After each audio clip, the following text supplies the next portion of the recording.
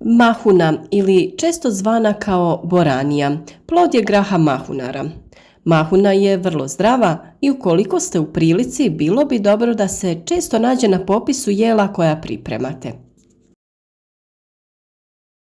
Upravo iz tog razloga što je vrlo zdrava i jako ukusna, mi smo je ove godine sijali čak 3 puta, a ovih dana ćemo to učiniti ponovno, a još uvijek nije kasno da i vi to učinite. U današnjem videu ćemo govoriti o uzgoju mahune ili boranije, uslovima koji su za to potrebni i kako da ju imate dostupnu kroz cijelu sezonu. A za početak samo želim pozvati sve vas koji ste možda novi na našem kanalu da zapratite naš kanal i da podržite naš rad. Razgledajte i vidite kakve sve savjete nudimo, koliko tema smo do sada obradili i vjerujem da ćete pronaći nešto korisno. A kada se radi o mahuni, postoji nekoliko sorti. Neke sorte su dobre za konzumaciju sa stapkama, kod nekih se vadi i kuha samo zrnje, dok su druge bolje za sušenje zrna koje se kasnije koristi za kuhanje. Sorte mahuna razlikujemo i po obliku. Neke su šire, neke uže, valjkaste ili plosnate, kraće ili duže. A kada je u pitanju boja, razlikujemo mahune tamnije ili svjetlije zelene boje, zelene sa crvenim ili ljubičastim mrljama, svjetlo-žute mahune i sl. A kada se spomene uzgoj mahuna, kod nas se prvo pomisli na mlade zelene mahune, iako se dosta često konzumiraju i druge vrste. Sama mahuna ili grah mahunar pripada porodici mahunarki i iz istog je roda kao i grah, samo što pripadaju različitim sortama. Za mahune se uzgajaju sorte od kojih se u poluzrelom stanju dobiju jestive sočne mahune sa poluzrelim zrnjem. A grah i mahune se zbog svojih nutrijenata smatraju jednim od najvećih i najvrijednijih izvora biljnih proteina u ljudskoj prehrani.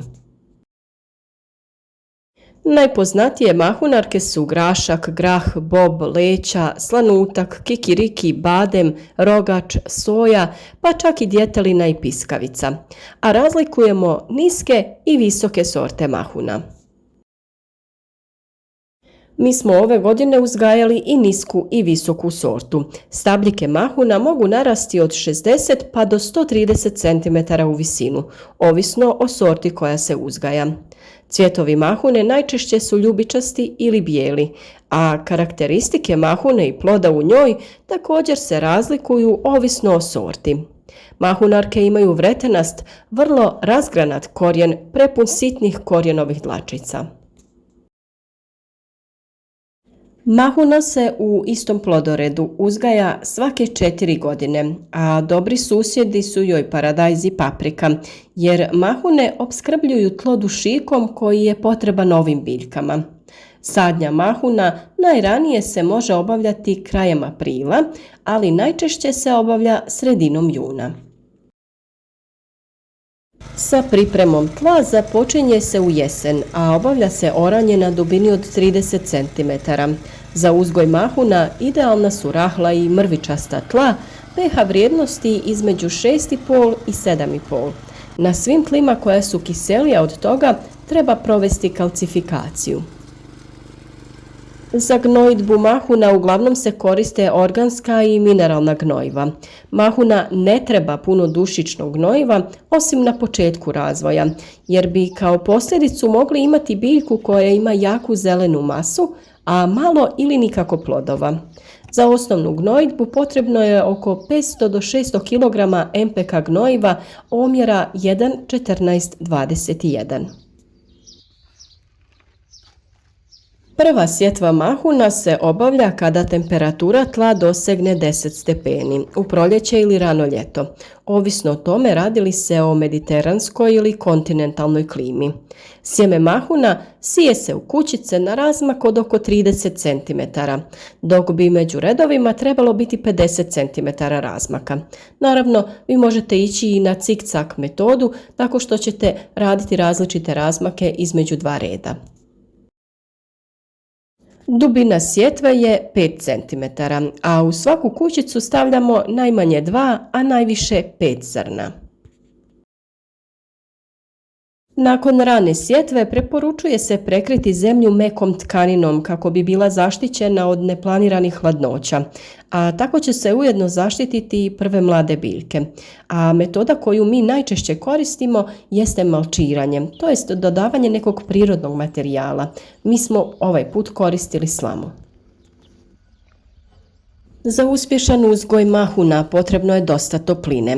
Optimalna temperatura zraka za vrijeme sjetve jeste između 20 i 23 stepena, a u fazi vegetacije od 18 do 25 stepeni. U vrijeme cvjetanja temperatura ne bi smjela prelaziti 30 stepeni, jer velike vrućine otežavaju oplodnju i zametanje plodova. Kada je u pitanju voda, mahune imaju umjerene zahtjeve. Mahune treba redovito navodnjavati, a tlo u kojem ih uzgajamo mora biti dobro drenirano i vodopropusno, kako se voda ne bi zadržavala oko korijena i uzrokovala razvoj bolesti i truljenje. Nasad se navodnjava natapanjem, jer se kišenjem može potaknuti razvoj raznih bolesti, osobito onih bakterijskih. Nasad boranije također treba nekoliko puta okopati kako bi se razbila pokorica i osigurao bolji protok vode. Uz to treba obavljati i plijevenje, odnosno uništavanje korova. A pošto je mahuna biljka penjačica, za rasiju je potrebno osigurati mrežu ili kolce, visoke barem 2 metra, i to za svaku biljku posebno. Mahuna je najpodložnija napadima bolesti pred početak i za vrijeme cvjetanja. Porastom temperatura raste i rizik od pojave bolesti na lišću i samim plodovima.